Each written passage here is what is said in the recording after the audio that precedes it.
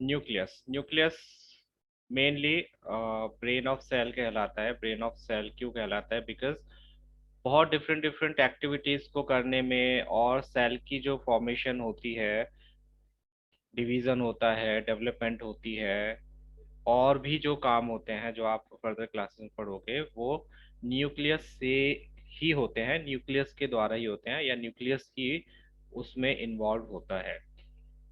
So basic एक छोटी सी definition अगर आप देखना चाहो तो it is popularly called as the brain of cell. ठीक है, ब्रेन ऑफ सेल भी कहते हैं, सीईओ ऑफ सेल भी बोलते हैं इसको, सीईओ ऑफ सेल। सीईओ मतलब किसी कंपनी का जैसे होता है चीफ एग्जीक्यूटिव ऑफिसर, उसी तरह से ये भी सीईओ है जो फंक्शंस, डिफरेंट डिफरेंट फंक्शंस को करने में, करवाने में हेल्प करता है सेल के।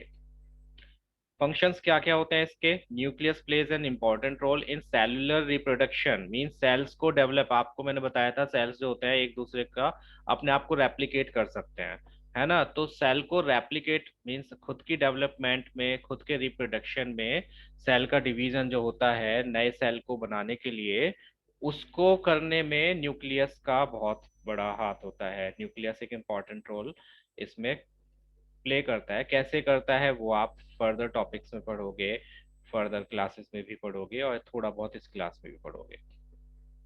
It also determines the cell development and maturity by directing the chemical activities of the cell. देखो सेल में आपको पता होगा कि आपकी जितनी भी पूरी बॉडी जो है वो केमिकल कॉम्बिनेशन है ना, केमिकल से ही बनी हुई है। तो सेल जो होता है वो भी उसमें भी केमिकल्स होते हैं, उसके अंदर केमिकल्स हैं तो उनमें कुछ ना कुछ एक्टिविटीज भी होती होंगी। तो उन एक्टिविटीज को कंट्रोल करने में, क्या एक्टिविटी होनी है, कब होनी है, किस लिए होनी है, सेल की डेवलपमेंट किस एक्टिविटी के थ्रू होगी, किस केमिकल रिएक्शन के थ्रू होगी, उसकी मैच्योरिटी, वो कब डिवीजन के लिए तैयार होगा, ये सारे काम जो होता है वो न्यूक्लियस के थ्रू ही होते हैं। यही डिटरमाइन करता है, करवाता दूसरों से है लेकिन डिटरमाइन यही करता है। अगेन कैसे करता है ये आपको धीरे धीरे फर्दर क्लासेस में पता चलेगा। It helps in the transmission of hereditary traits from parents to offspring, means आपके पेरेंटल, आपके सारा करा दीजिए, सारा क्या बच्चे, जितना तुम्हारे कोर्स में मैं उतना ही कराऊंगा बच्चे। अगर मैंने सारा कराने बैठ गया तो आपको एमबीबीएस तक की मुझे स्टडी करानी पड़ेगी, विच इज नॉट पॉसिबल। सो जितना आपके कोर्स में है प्लीज उसी पे कॉन्सेंट्रेट करो, ठीक है? स्लाइड तो करा ही रहा हूँ बच्चे, और कैसे कर रहा हूँ स्लाइड? स्लाइड ही तो करा रहा हूँ मैं, और क्या देख रहे हो आप?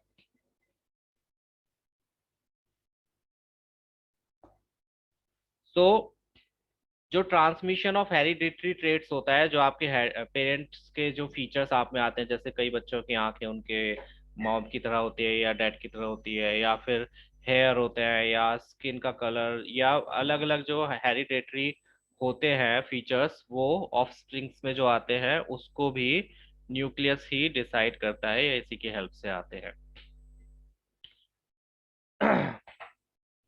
ओके बच, it controls all the metabolic activities, ये मैंने आपको बताया था मेटाबॉलिक एक्टिविटीज क्या होती हैं, तो उनको भी ये कंट्रोल करता है। हाँ, फर्स्ट पॉइंट था कि सेल का जो डिवीजन होता है, सेल का जो रिप्रोडक्शन होता है, आपको बताया था ना कि सेल अपने आप को रेप्लिकेट करते हैं। नॉट अभी नहीं श्रेयस, वो बाद में आप बुक में से देखकर बनाना, अभी नहीं। तो सेल का जो रिप्रोडक्शन होता है उसमें ये न्यूक्लियस एक इम्पॉर्टेंट रोल प्ले करता है, ठीक है वंश? सेल जब डिवाइड होता है तो उससे नया सेल बनता है, तो वो कब होगा डिवाइड, कैसे होगा डिवाइड, वो सब क्या डिसाइड करता है? न्यूक्लियस उसमें एक इम्पॉर्टेंट रोल प्ले करता है। और दूसरे पॉइंट में ये बताया गया कि सेल का डेवलपमेंट, उसकी मैच्योरिटी, कब वो डिवाइड होने के लिए तैयार है, इन सब में जो भी डिसीजंस होते हैं उसमें न्यूक्लियस एक इम्पॉर्टेंट रोल प्ले करता है।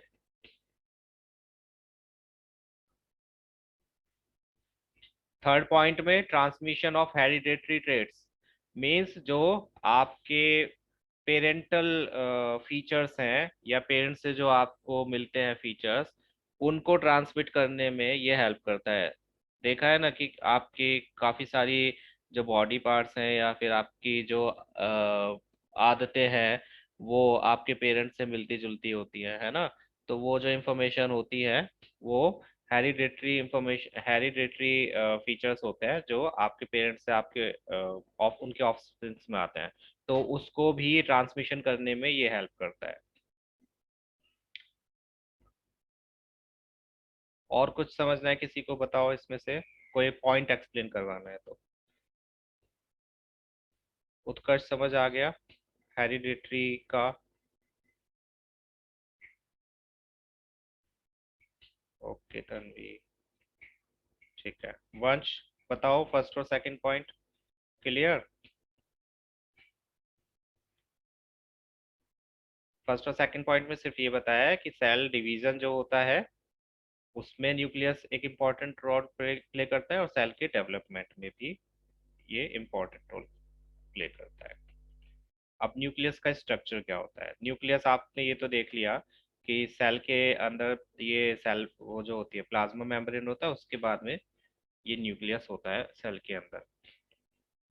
तो न्यूक्लियस जो होता है वो इस तरह से कुछ कुछ इसका डायग्राम है जिसमें आपको कुछ ये थ्रेड्स दिख रहे होंगे। ये इसके अंदर एक कोर एसिड होता है जिसको न्यूक्लियस, हाँ, और ये क्रोमेटिन्स होते हैं। ये भी एक सराउंडेड होता है न्यूक्लियर मेम्ब्रेन से, ठीक है। और ये न्यूक्लियोप्लाज्म होता है, ये पूरा एरिया। ये क्या क्या होता है अभी जब आप ऑर्गेनल्स पढ़ोगे और इनके वर्किंग्स पढ़ोगे थोड़ा थोड़ा तब समझ आ जाएगा। तो let me describe this one. पहले जो न्यूक्लियस होता है वो एक डबल लेयर्ड कवरिंग जिसको न्यूक्लियर मेम्ब्रेन बोलते हैं। जैसे सेल जो था वो तो किससे, उसके ऊपर जो कवरिंग थी उसको हम बोलते हैं क्या, प्लाज्मा मेम्ब्रेन, है ना। इसी तरह से जो न्यूक्लियस होता है इसके ऊपर भी एक लेयर होती है, डबल लेयर, जिसको हम न्यूक्लियर मेम्ब्रेन बोलते हैं।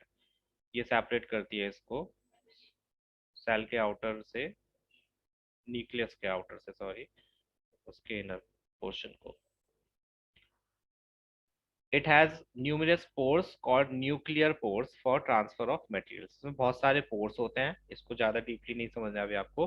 बहुत सारे पोर्स होते हैं जो ट्रांसफर ऑफ मटेरियल्स में काम आते हैं। पोर्स का मतलब आपको पता है। It encloses a liquid ground substance called nucleoplasm which contains nucleolus and chromatin material। ये जो ग्रीन ग्रीन आप देख रहे हो, ये ग्रीन ग्रीन पार्ट जो है ये है न्यूक्लियोप्लाज्म। और इस न्यूक्लियोप्लाज्म में क्या क्या होता है? क्रोमेटिन मटेरियल होते हैं, ये जो थ्रेड टाइप आपको दिख रहे हैं ब्लैक कलर के, हेयर टाइप। और साथ में होता है न्यूक्लियोलस। न्यूक्लियोलस का जो वर्किंग है ये आपको आगे बताया जाएगा कि ये क्या होता है, कैसे काम करता है और क्या काम करता है।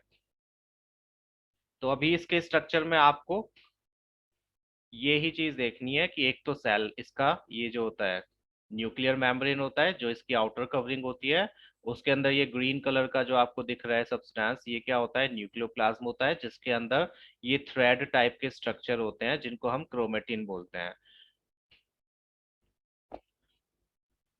ठीक है, ये स्ट्रक्चर क्लियर है? अभी इनका कोई भी वर्किंग नहीं बताई है मैंने, सिर्फ आपको स्ट्रक्चर बताया कि क्या स्ट्रक्चर है इसका, कि इसके अंदर क्या होता है।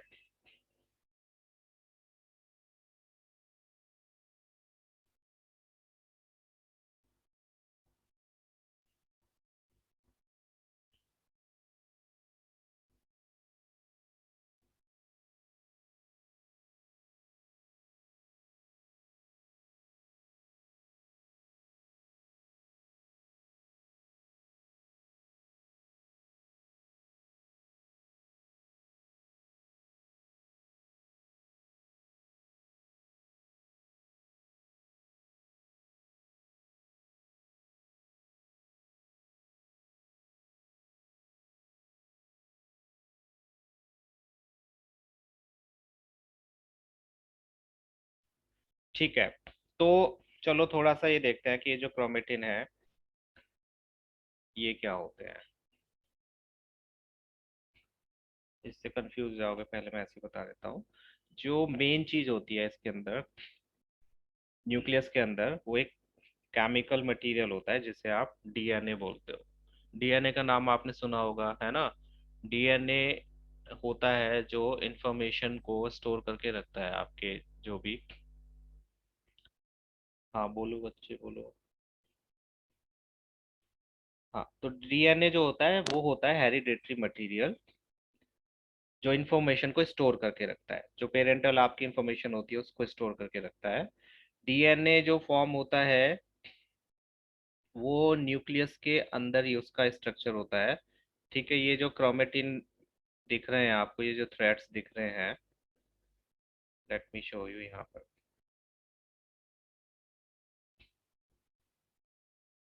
हाँ, डीएनए होता है मेनली जो सब्सटेंस होता है, उसके साथ में जब प्रोटीन्स रैप हो जाते हैं, जो डीएनए होता है वो प्रोटीन्स को रैप कर लेता है, तो उससे ये क्रोमेटिन थ्रेड्स बनते हैं, जो आपको दिख रहे थे ब्लैक कलर के।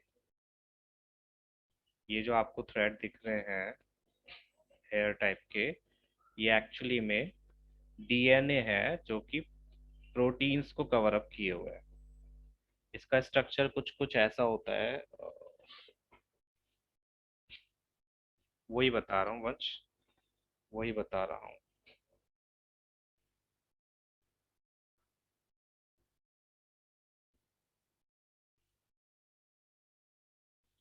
अभी आपको बताया था कि ये जो न्यूक्लियस होता है ये हेरिडेटरी जो आपकी इंफॉर्मेशन होता है उसको स्टोर करके रखता है ना। तो उसको स्टोर किस फॉर्म में रखता है उसका एक ओवरऑल सिर्फ बता रहा हूँ, अगेन नॉट सो डीप। जो डीएनए होता है ये इसके अंदर प्रेजेंट होता है, और डीएनए एक ऐसी चीज होती है जो आपकी हेरिडेटरी इंफॉर्मेशन को स्टोर करके रखती है। ठीक है, कैसे स्टोर करती है वो आपको फर्दर क्लासेस में बताया जाएगा, अभी आपको सिर्फ इसी लेवल तक पढ़ना है कि डीएनए एक ऐसा मटेरियल है जो आपकी हेरिडेटरी इंफॉर्मेशन को स्टोर करके रखता है। और डीएनए का कंपोजिशन कैसे होता है, डीएनए जो होता है वो प्रोटीन्स को रैप करता है, उसके साथ प्रोटीन्स होते हैं मिले हुए, तो वो मिलकर क्या बनाता है, ये क्रोमेटिन। इस वाली फिगर में आपको दिखाया था जैसे कि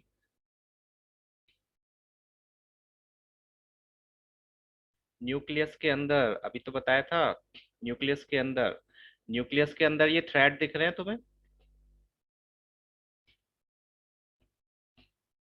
न्यूक्लियस के अंदर थ्रेड्स दिख रहे हैं वंश। ठीक है, ये क्रोमेटिन होते हैं, और क्रोमेटिन ही डीएनए और प्रोटीन्स का कॉम्बिनेशन होता है। डीएनए और प्रोटीन्स का कॉम्बिनेशन, इसी थ्रेड को देखो आगे, ये थोड़ा सा एक्सप्लेन किया हुआ है। ये डीएनए है जिसमें ये इन्फॉर्मेशन होती है, ये जो आपको दिख रहे हैं ना, ये जो लेटर्स लिखे GCATCG, ये इन्फॉर्मेशन है आपकी हेरिडेटरी, इसको आपको अभी नहीं पढ़ना है। तो ये डीएनए है, डीएनए जब प्रोटीन्स के साथ में मिल जाता है तब उससे ये थ्रेड्स बनते हैं जो आपको दिखाई दे रहे थे, क्रोमेटिन।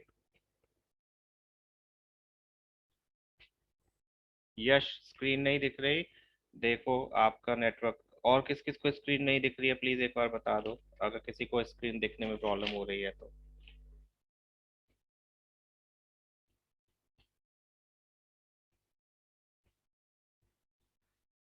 उत्कर्ष, डीएनए के साथ में प्रोटीन्स जब मिक्स हो जाते हैं, रैप अप हो जाते हैं, उनको हम क्रोमेटिन बोलते हैं।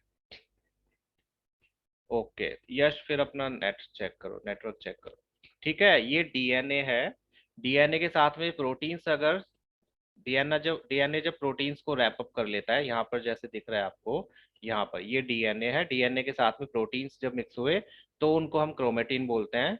और क्रोमेटिन जो होते हैं जरूरी नहीं है कि वो थ्रेड स्ट्रक्चर में ही हो, जब सेल डिवाइड होता है तो वो स्वेल अप हो जाते हैं थोड़े से, और जिससे वो एक्स शेप टाइप स्ट्रक्चर बनाते हैं, इस टाइप का जैसे दिख रहा है। जब सेल डिवाइड होता है तो वो ये जैसे दिख रहा है, इस टाइप का स्ट्रक्चर बना लेते हैं, जिसको हम क्या बोलते हैं, क्रोमोसोम्स। ठीक है, एक बार मैं बता देता हूँ फिर से, पिछली वाली स्लाइड पर ही बताता हूँ, ड्रॉ करके बता देता हूँ जिससे आपको फिर से समझ आ जाए। अगेन ये कैसे काम करते हैं, क्या काम करते हैं, उस पर अभी नहीं जाना है, अभी आप सिर्फ स्ट्रक्चर पढ़ रहे हो, तो स्ट्रक्चर पर ध्यान दो कि ये न्यूक्लियस है। न्यूक्लियस के अंदर में आपको इस तरह से थ्रेड टाइप स्ट्रक्चर दिखते हैं जिनको हम क्रोमेटिन बोलते हैं। ठीक है। अब क्रोमेटिन क्या होता है? क्रोमेटिन होता है जो,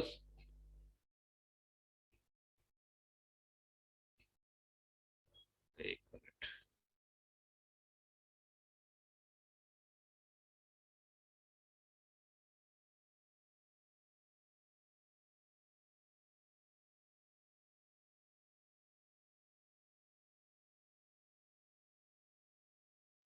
हाँ, न्यूक्लियस के अंदर होता है डीएनए, जो कोर इसका सब्सटेंस है। ठीक है। डीएनए के साथ में जब प्रोटीन्स एडअप हो जाते हैं तो वो बनाते हैं ऐसी एक थ्रेड लाइक स्ट्रक्चर जो आपको यहाँ पर दिख रही है। इसको बोलते हैं हम क्रोमेटिन। तो आप कह सकते हो क्रोमेटिन क्या है? डीएनए और प्रोटीन्स का एक कॉम्बिनेशन। फाइन। अब क्रोमेटिन जो होते हैं, जब सेल डिवीजन होता है तो क्रोमेटिन जो होते हैं वो स्वेल अप होके इस टाइप की शेप बनाते हैं, एक्स टाइप की शेप बनाते हैं सेल डिवीजन के टाइम पर, जिनको हम बोलते हैं क्रोमोसोम्स।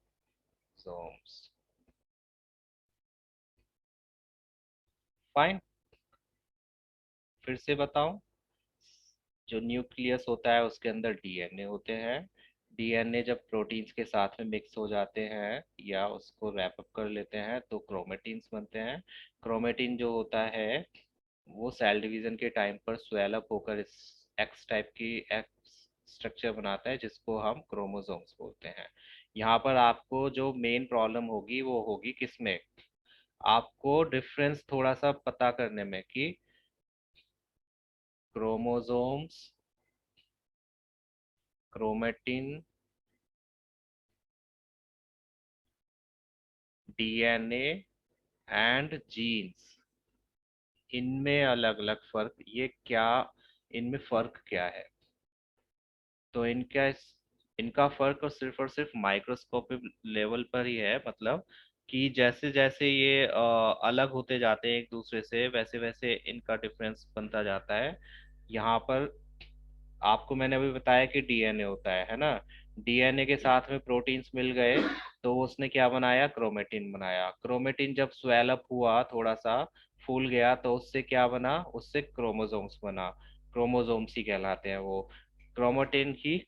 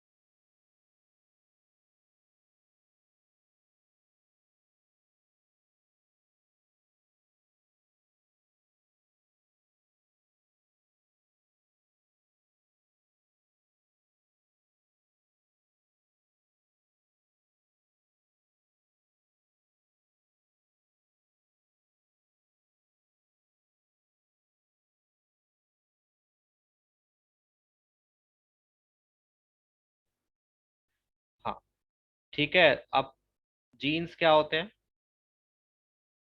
जो डीएनए होता है उसमें सेगमेंट्स होते हैं जो उस इंफॉर्मेशन को, ऐसा नहीं है कि डीएनए में हर जगह ही आपकी इंफॉर्मेशन स्टोर्ड है। डीएनए में छोटे छोटे सेक्शंस होते हैं जिनको जीन्स बोलते हैं। जैसे कि इस वाले स्लाइड में देखो, यहाँ पर ये डीएनए है ना? तो डीएनए में आपको सेक्शंस दिख रहे होंगे छोटे छोटे से। ये सेक्शन है, फिर ये सेक्शन है, तो इनको हम बोलते हैं जीन्स। इनके अंदर ये इंफॉर्मेशन होती है जो हेरिडिटरी आपकी इंफॉर्मेशन होती है। ये पूरा स्ट्रक्चर मिला के इसको हम डीएनए बोलते हैं। डीएनए को डीएनए को जब प्रोटीन्स के साथ में, क्योंकि डीएनए एक बहुत बड़ा होता है। यस पीयूष, वो आप बाद में पढ़ोगे, अभी नहीं।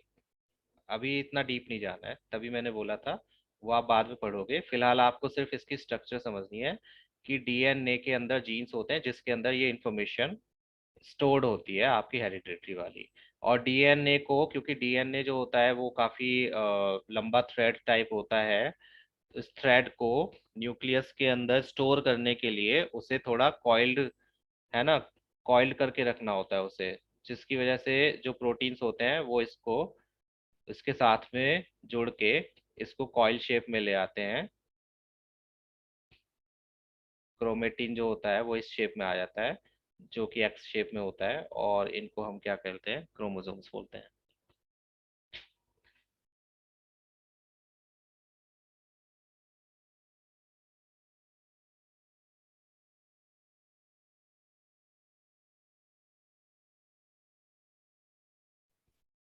ठीक है, तो मेनली आप ये देख रहे होगे यहाँ पर जो भी चीज है, प्रोटीन्स, इंपॉर्टेंट थे। अभी स्ट्रक्चर थोड़ा थोड़ा समझ आया।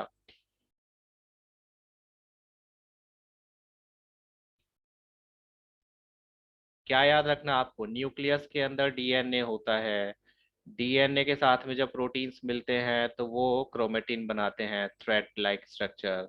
थ्रेड लाइक स्ट्रक्चर जब स्वेल अप होता है ऐसे एक्स शेप में, तो उनको हम बोलते हैं क्रोमोसोम्स। ठीक है, डीएनए में जो सेगमेंट्स होते हैं जो इन्फॉर्मेशन को स्टोर करते हैं उनको हम बोलते हैं जीन्स। तो आपको ये मेनली यहाँ पर ये समझना है कि genes, DNA, chromatin and chromosomes में क्या डिफरेंस है। कोई डिफरेंस नहीं है, दोनों सारी एक ही चीज है। ठीक है, लेकिन उनके सेगमेंट्स के हिसाब से, उनकी शेप के हिसाब से हमने उनको अलग अलग कैटेगराइज किया हुआ है। जीन्स जो होंगे वो सेगमेंट ऑफ डीएनए है जो इंफॉर्मेशन को स्टोर करते हैं। इन सभी सेगमेंट्स के मिलने से डीएनए बनता है। डीएनए के साथ में जब प्रोटीन्स मिल जाते हैं तो उनसे क्रोमेटिन बनता है। क्रोमेटिन जब स्वेल अप हो जाते हैं at the time of cell division, तो उनको हम कहते हैं क्रोमोसोम्स। सिंपल सी लैंग्वेज में DNA, chromatin, chromosomes and genes में सिर्फ और सिर्फ यही डिफरेंस है। अगर आपसे कोई पूछता है तो genes are segments of DNA which store hereditary information. DNA along with protein forms chromatin, and when chromatin swells up at the time of cell division, they are called chromosomes. Again क्या काम करते हैं, कैसे करते हैं, अभी आपको नहीं समझना है। आप सिर्फ स्ट्रक्चर समझ रहे हो, यहाँ पर इनकी वर्किंग नहीं, कि ये क्रोमोसोम्स कैसे हमें हेल्प करते हैं या ये लैंग्वेज क्या है। ये तो आपको सिर्फ फिगर में दी हुई है तो इसलिए आपको दिख रही है कि ये इन्फॉर्मेशन है कुछ जो इस यहाँ पर स्टोर्ड है। अब वो इन्फॉर्मेशन कैसी है, क्या है, कैसे काम आएगी, वो आप 10th क्लास में पढ़ोगे थोड़ा थोड़ा, वो भी एक साथ सारा नहीं पढ़ना है। तो स्ट्रक्चर आपको क्लियर है कि न्यूक्लियस के अंदर डीएनए का स्ट्रक्चर क्या होता है। अभी हमने पूरा न्यूक्लियस को नहीं करा है एक्सप्लोर, हमने सिर्फ क्या किया है, न्यूक्लियस के अंदर जो डीएनए होता है उसका स्ट्रक्चर क्या क्या होता है। प्लीज एक बार बताओ।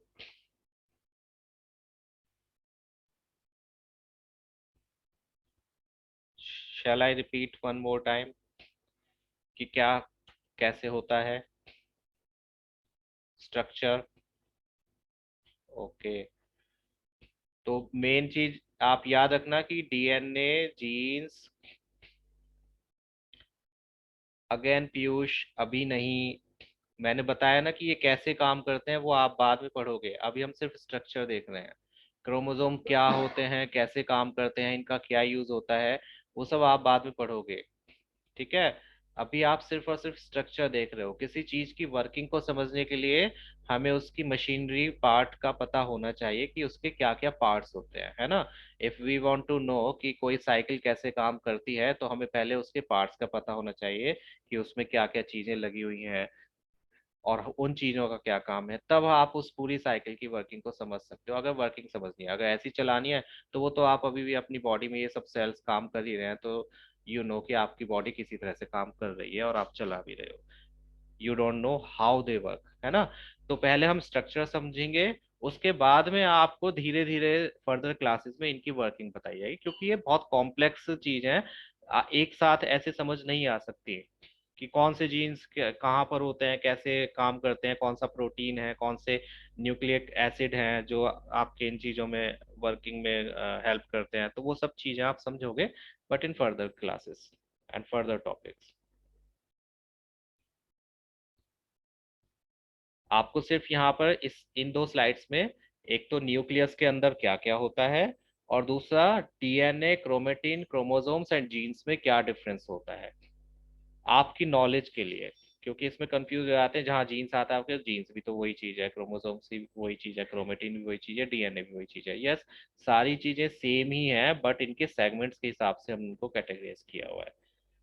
कि जब बिल्कुल छोटे सेगमेंट्स को हम जीन्स बोलेंगे, सेगमेंट्स को मिलाकर डीएनए बनेगा, डीएनए के साथ में प्रोटीन्स मिले तो क्रोमेटिन, और क्रोमेटिन के बाद में जब सेल डिवीजन होगा और ये स्वेलअप होकर ये एक्स शेप बनाएंगे तो उनको हम बोलेंगे क्रोमोसोम्स। यहाँ पर ये देखो, यहाँ पर इससे भी आप देख सकते हो कि डीएनए था, उसको थोड़ा छोटा करके थ्रेड लाइक स्ट्रक्चर बनाया। थ्रेड क्योंकि बहुत बड़ा है, बहुत लंबे लंबे होते हैं, तो इनको प्रोटीन्स के साथ में मिक्स करके प्रोटीन्स ने चिपका के एक तरह से इनको थोड़ा छोटा कर लिया, जिससे कि ये न्यूक्लियस के अंदर आ सके, है ना। बहुत लंबे लंबे स्ट्रक्चर हैं, तो न्यूक्लियस के अंदर इनको फिट करने के लिए उन्होंने पहले प्रोटीन्स के साथ में ऐसे थ्रेड्स को चिपकाया और उससे फिर ये कॉइल बनाई। कॉइल बनाई, ये आपका कोर्स का नहीं है उत्कर्ष, उसको अभी मत देखो, ठीक है।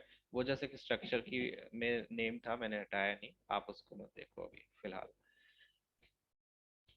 है ना। जैसे आप मांझा होता है, अगर वो लूज मांझा पड़ा हुआ है तो उसे आप अपने हाथ पे ऐसे ऐसे लपेटते हो उंगलियों के बीच में, है ना। तो उससे कैसी शेप बनती है, एट टाइप की शेप बनती है। उसी तरह से यहाँ पर इसको कॉइल अप करने के लिए, क्योंकि बहुत लंबे लंबे स्ट्रक्चर है, उनको न्यूक्लियस के अंदर स्टोर करने के लिए उन्होंने इस तरह से उसको कॉइल अप किया हुआ है, जिससे एक शेप बनती है, जिनको हम क्रोमोसोम्स बोलते हैं। That's it.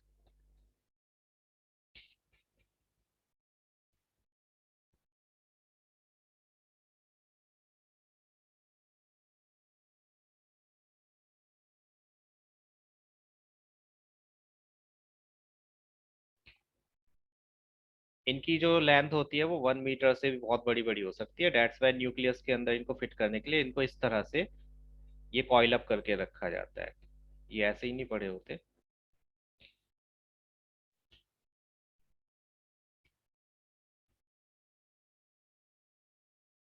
मैंने उसके मोशंस के क्वेश्चंस एंड असाइनमेंट्स करे थे पोस्ट, किस किसने देख लिए।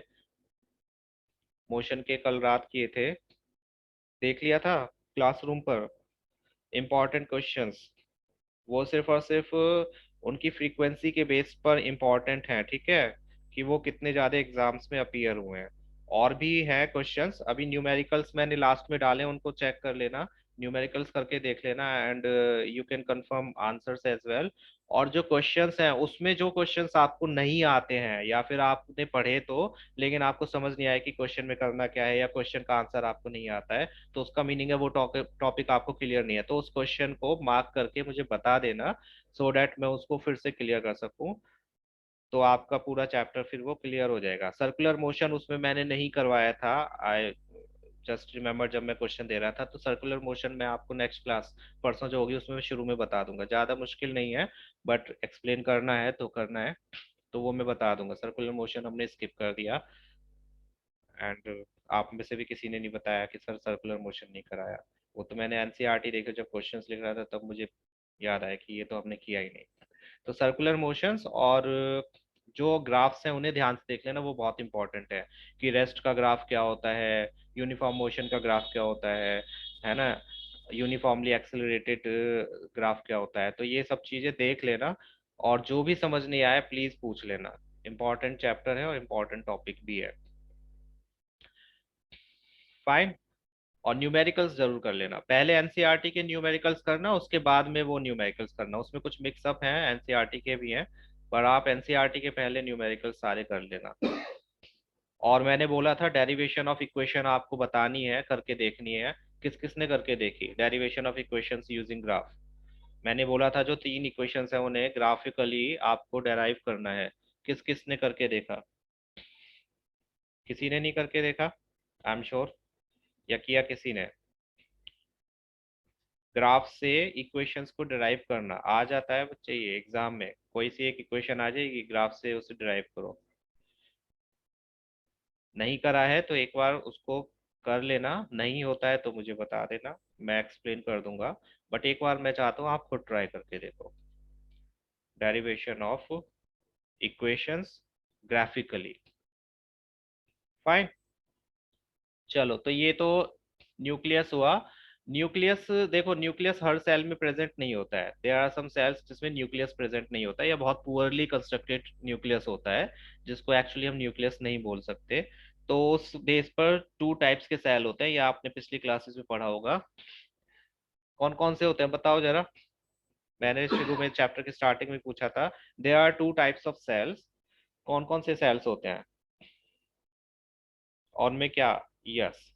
नहीं पीयूष, यूनिसेल्युलर मल्टी सेल्युलर नहीं, वो तो कंपोजिशन ऑफ ऑर्गेनिज्म होगी कि वो यूनिसेल्युलर है या मल्टी सेल्युलर है। सेल्स जो होते हैं वो भी दो टाइप के होते हैं, यस। एक प्रोकैरियोटिक और एक eukaryotic.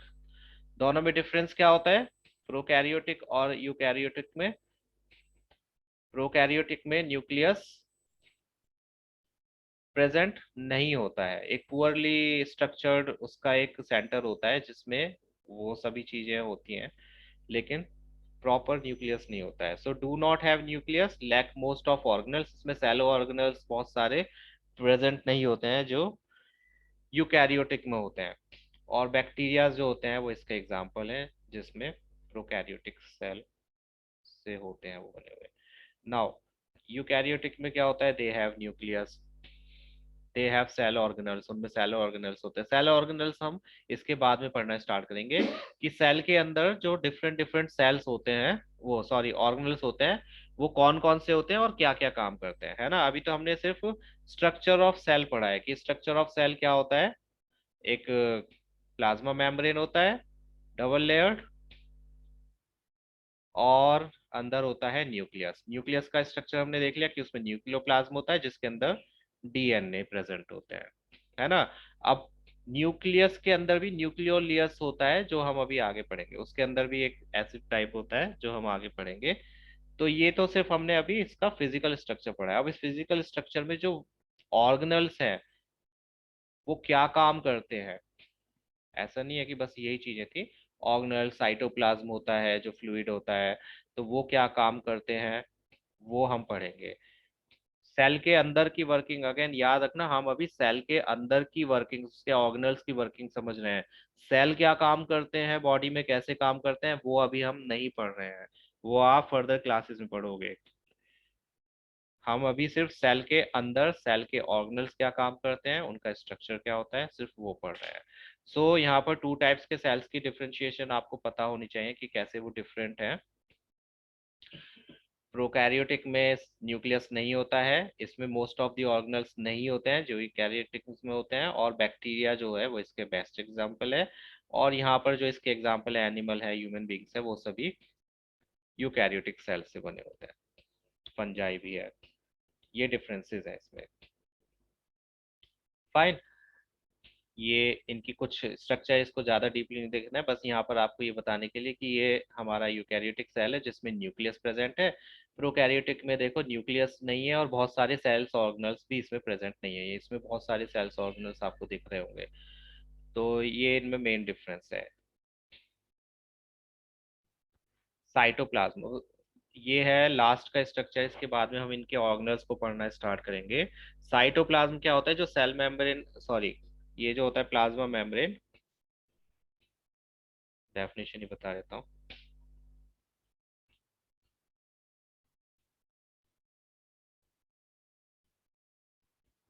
The large region of each cell enclosed by cell membrane is called cytoplasm. It is the fluid content present inside the plasma membrane.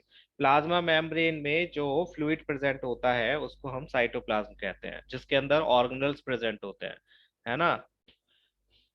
जैसे कि इस फिगर में दिखाया हुआ है, ये आपका प्लाज्मा मेम्ब्रेन है, तो इसके अंदर ये व्हाइट कलर का, सॉरी, फ्लूइड होता है जिसको हम साइटोप्लाज्म बोलते हैं। ये जो आपको दिख रहा है थोड़ा क्रीमिश सा, जिसके अंदर ये ऑर्गेनल्स प्रेजेंट होते हैं जो डिफरेंट डिफरेंट वर्क करते हैं सेल से रिलेटेड। तो प्लाज्मा मेम्ब्रेन के अंदर जो फ्लूइड है उसको हम साइटोप्लाज्म कहते हैं। फिलहाल आपको सिर्फ ये याद रखना है। ये क्या काम करता है, इसके अंदर सारे सेल ऑर्गेनल्स होते हैं, और ये क्या काम करता है, अलग अलग सेल्स को उनके स्पेसिफिक वर्क कराने में हेल्प कराता है। मटेरियल को, ये फंक्शन है इसके यहाँ पर दिए हुए हैं। एक तो जो मटेरियल होता है उसका आदान प्रदान जो होता है, it helps in the exchange of materials between cell organelles. किसी सेल ऑर्गेनल्स को कुछ चाहिए, किसी सेल ऑर्गेनल को कुछ चाहिए, दूसरी चीज चाहिए, तो वो किस तरह से ट्रांसपोर्ट होता है, इसी साइटोप्लाज्म की हेल्प से ट्रांसपोर्ट होता है, जो भी चीज जिसको चाहिए। दूसरा, it acts as a store house of vital molecules. Obviously अगर ऑर्गेनल्स को उनकी ज़रूरत की चीज़ें दे रहा है, तो इसके अंदर वो चीज़ें प्रेजेंट होती होंगी। और वो चीज़ें क्या हैं, अमीनो एसिड है, amino acid, glucose, vitamins, irons, etcetera. तो ये चीज़ें इसके अंदर स्टोर रहती हैं, जिसको जहाँ से जो ज़रूरत होती है उसको प्रेजेंट प्रदान कर देता है, उसको अवेलेबल करा देता है। तो इसको हम स्टोर हाउस ऑफ सेल भी बोलते हैं। क्यों बोलते हैं, क्योंकि इसके अंदर ये सारी चीजें स्टोर्ड रहती हैं और ये ऑर्गेनल्स को उनकी जरूरत की चीजें पहुंचाता है, एक्सचेंज ऑफ मटेरियल। तो मेन काम यहाँ पर दो हुए इसके, एक तो मटेरियल्स को एक्सचेंज कराना सेल ऑर्गेनल्स के बीच में, दूसरा स्टोर हाउस होता है जिसमें ये सारे मटेरियल्स इसके मोस्टली प्रेजेंट होते हैं। And also it acts as the site for certain metabolic pathways such as glucolysis। ये आप आगे पढ़ोगे कि क्या होते हैं। मीन्स मेटाबॉलिक जो एक्टिविटीज होती हैं, उस ये उसी की साइट होती है, इसी के थ्रू होती हैं। तो ये मेन काम है। मेन काम आपको ये दो ध्यान रखने हैं, क्योंकि इससे रिलेटेड क्वेश्चंस आ जाते हैं कि हम इसको स्टोर हाउस ऑफ सेल क्यों कहते हैं, या फिर कौन सा सेल का ऐसा कौन सा पार्ट है जिसको स्टोर हाउस ऑफ सेल बोलते हैं। फाइन। और दूसरा, इसका वर्किंग क्या होती है। या फिर ये भी आ सकता है कि how do organelles exchange material between cells और बिटवीन देम। तो उसमें आप बताओगे कि help of cytoplasm, with the help of cytoplasm they exchange materials. Fine. Cytoplasm की फंक्शंस एंड क्या होता है, ये कहाँ प्रेजेंट होता है। सबसे पहले तो कहाँ प्रेजेंट होता है ये पता होना चाहिए, ये प्लाज्मा मेम्ब्रेन में होता है। दूसरा, ये क्या काम करता है या किस टाइप का होता है, फ्लूइड टाइप का होता है। तीसरा, इसके काम क्या होते हैं, फंक्शंस क्या होते हैं, वो आपको पता होने चाहिए। और ये याद रखना कि ये कहाँ पर प्रेजेंट होता है, ये आपको डायग्राम के थ्रू पता होना चाहिए। पता चला, ये तो पता है कि सेल में ये प्लाज्मा मेम्ब्रेन में होता है, लेकिन अगर डायग्राम में आपसे पूछा जाए तो आप बिल्कुल जीरो, कि आपको पता ही नहीं कि प्लाज्मा मेम्ब्रेन कहाँ होती है, क्या होती है, और इसमें साइटोप्लाज्म कहाँ होता है, सेल ऑर्गेनल्स कहाँ प्रेजेंट होते हैं। ये सब पता होना चाहिए। डायग्राम इसीलिए जरूरी होता है, और बनाने के लिए भी आ जाता है कि न्यूक्लियस कहाँ प्रेजेंट है वो बताओ, सेल सेल के अंदर प्लाज्मा मेम्ब्रेन कहाँ है, प्लाज्मा मेम्ब्रेन के अंदर क्या होता है, उन्हें दिखाओ, जैसे कि इसमें दिखाया हुआ है सेल ऑर्गेनल्स हैं। तो एग्जैक्टली आपको फिगर नहीं बनानी, लेकिन आपको एक लेवल डायग्राम में ये पता होना चाहिए कि कहाँ पर आपको क्या चीज़ शो करानी है।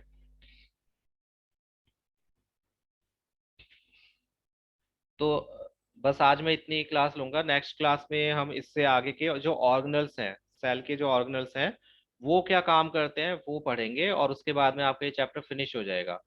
तो